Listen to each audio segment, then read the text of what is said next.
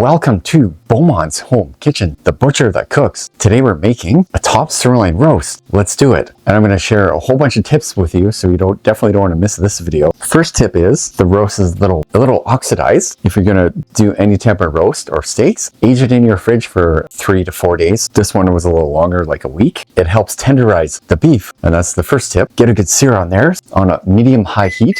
Get that pan heated up, pat your roast dry. That helps to get a better sear. We're just gonna season the roast with salt, because what happens when you sear other spices and stuff, it starts to burn off, right? So we don't want to do that. So we're just going to go simple salt. And the other secret is a good sear, super important for your roast. And be generous, it does burn off all sides. High temp oil, like a canola oil is good. Avocado oil is good too, a healthier oil for searing. There's another tip for the perfect sear. And just so you know, for a good sear, you don't necessarily need a cast iron pan. A cast iron pan helps, not really necessary. I'm just using a regular pan today, nice and hot, so we're gonna sear it up. So when you put it on the pan, you wanna hear that sizzle. And you want to sear all sides of the roast. See that sear? Looking pretty good. Start the other side. And make sure you put your oven on roast 375. Pretty good sear. Roast has a good sear, so we can put some more seasoning on there. Fresh cracked pepper.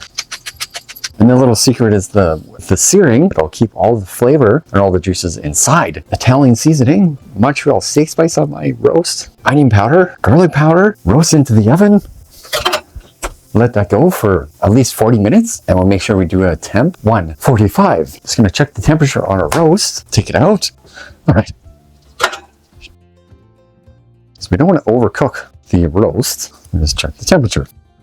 And we check the thickest part of the roast. It's getting close. 5 or 10, and then we'll show you the gravy. We have our pan that we did the roast with over here. Sort of lower heat. Just gonna toss a little bit of water in there. Good flavor there for the gravy. I'm gonna scrape all these little bits off the pan here. That'll be good for the gravy.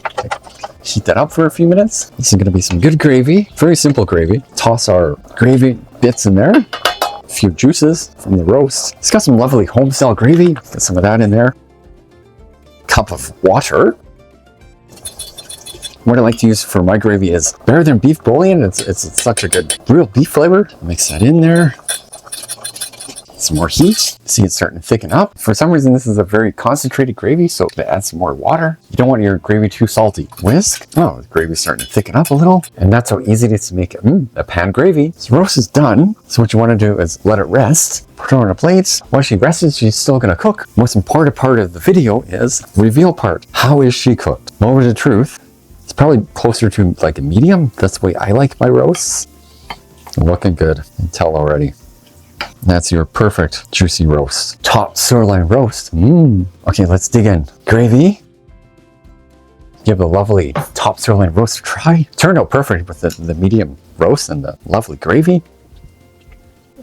Juicy, tender. And I hope you enjoyed some of the tips on how to make a beautiful top sirloin roast. Thanks for watching Beaumont's home kitchen. Don't forget to like, subscribe, share. Love you. When you get a chance to make a lovely top sirloin roast, it's so juicy and tender the way Beaumont prepares it. Hope you enjoyed the video and the tips. This is my dear. Bye.